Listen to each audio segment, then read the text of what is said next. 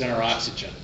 Then we're trained to react instinctively. We've got things we memorize, but everything else, there's a procedure. And it sounds silly, but on my first flight, somebody didn't follow the procedure and they broke the toilet on the first day of our mission. But good thing that NASA always has a backup plan, but the backup plan for the toilet is to use like little plastic bags.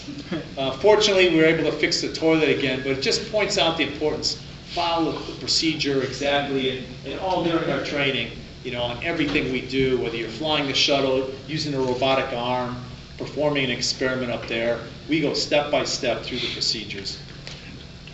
And everything up there floats. It's really an incredible environment.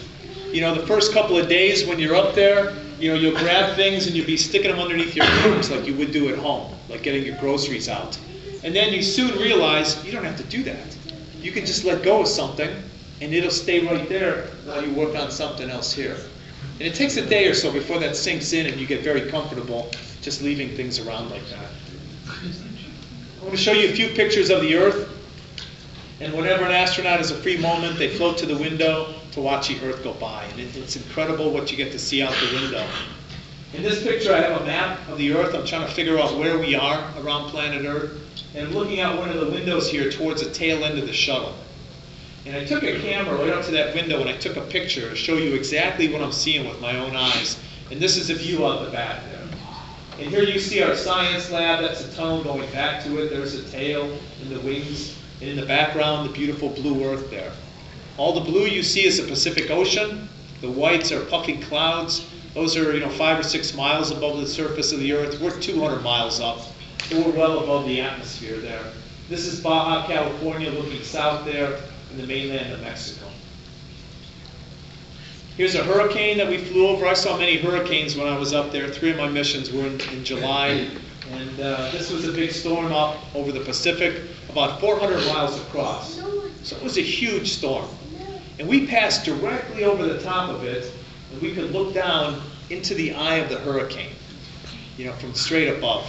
And this thing isn't moving. Hurricanes don't spin fast, very slow movement. But just from the spiral structure of this, as we passed directly overhead and I'm looking out the window, I had this sensation that if I let go of the shuttle, I was going to get sucked into this giant whirlpool. That could never happen. We're well above the atmosphere. But just looking at that huge spiral, structure down below gave me that sensation. And the next picture, I'll show you the eye of the hurricane from directly above. And it's pretty incredible to look down into the storm there. And it's typically 15 miles across or so. The blue you see is the blue water of the Pacific Ocean. Pretty calm winds in the middle of a hurricane. When I lived in Houston for 20 years, we had 2 hurricanes came over my house there. And to go outside in the middle of the night when the eye was passing through, and it would get very quiet, very calm. You could see the stars up there, and you knew you were halfway through that hurricane, that the rest was coming. And the highest winds are right along the eye wall in there. And this was a Category 3 storm, had winds of about 135 miles an hour, like Hurricane Katrina. It hit New Orleans a number of years ago. Here's a volcano down in the South Pacific near Indonesia. It's just venting steam here. There's another volcanic crater half underwater. And all these volcanic islands there, they're all formed from volcanoes. And I passed over Hawaii one time on one of my missions in the middle of the night. And it was pitch black down there. And we could see a bright orange, looked like a glowing river. And you see many things out the window and you say, what is that? And we finally realized, it's probably lava coming from Mount Kilauea. But it takes a second to realize sometimes what you're looking at out there. These are the Himalayan mountains, and dead center here, this is Mount Everest. And right there is the very top of Mount Everest. And I can stand up here and tell you, I've seen the top of Mount Everest about 25 times during my missions. I gotta admit, it's a lazy man's way to see the top of Mount Everest, but I use this picture to illustrate the things that I got to see and do during my career. I've never climbed Mount Everest, I never will, but I've seen the top of it with my own eyes. I've seen the Great Barrier Reef, I've seen the rainforest in South America, how we're cutting it down in Brazil. So many places around the world I've got to see things like this, and it's just incredible. And I have connections with so many places around the planet, even though I've never been there. Like if I'm channel surfing at home and there's a show on Mount Everest, I always have to stop. It's like, oh, I've been there. Well, I haven't been there, but I've seen it, And it's just like if you go somewhere on vacation, you hear about it on the news, it piques your interest. I have places all over the planet like that that pique my interest. It's like, I remember seeing that, you know, from 200 miles up. This is a picture of a sunrise from space, and sunrises and sunsets are really incredible. Because we go around the Earth every hour and a half, we get to see 16 sunrises and 16 sunsets in every 24-hour day up there. And they're all spectacular. They're all a little different, depending on clouds and volcanic dust, things like that. The one impression you have of watching a sunrise from space is how thin our atmosphere is. You know, on a sunny day in Philadelphia, you look up at the blue sky like we had today, and it looks like it goes on forever and ever. But from space, when you see it edge on, you see it's about 20 miles thick or so. This is the surface of the Earth down here where it's dark. These dark bands that you see there, those are the tops of old thunderstorm clouds, maybe 10 miles up or so. So this orange, yellow layer there, that's about 10 miles. You go up another 10, 15 miles, and you pretty much run out of atmosphere there.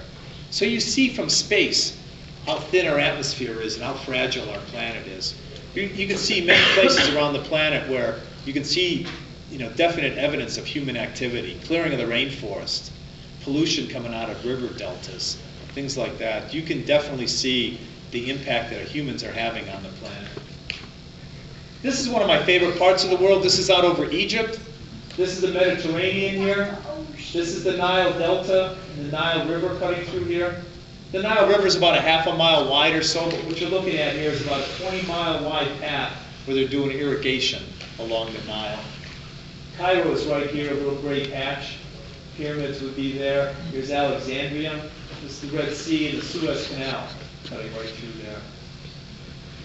Right over here, this little darkened patch that you see up here, this is the country of Israel. And if you look carefully right there, you can actually see the border between Egypt and Israel. And the next picture, I'm going to show you this area in a little more detail here. On the left-hand side, Sinai Peninsula of Egypt, just desert.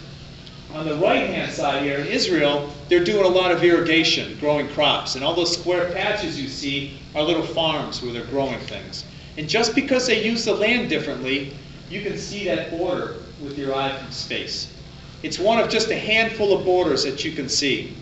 We're used to seeing borders in the classroom and maps and globes because they have countries and states different colors for us. But this is one of just a handful of these borders that you can see with your eye from space. This is an area called the Gaza Strip, and these are all the settlements that you hear them talking about a lot in the news lately. That's the city of Baltimore where I live now, and cities show up very gray from space. You can see the straight lines are interstate highways. This is I-95 that's coming out of Baltimore, going up to Philadelphia here. This is a bridge here going across part of the Chesapeake. Right here, a little X pattern. You can see runways, you know, crossing patterns of runways pretty easily from space. This looks like a broken window, but this is Baltimore and Washington, D.C. at nighttime. And it's really incredible to see, you know, the planet at night. And the pictures don't do it justice. We can't take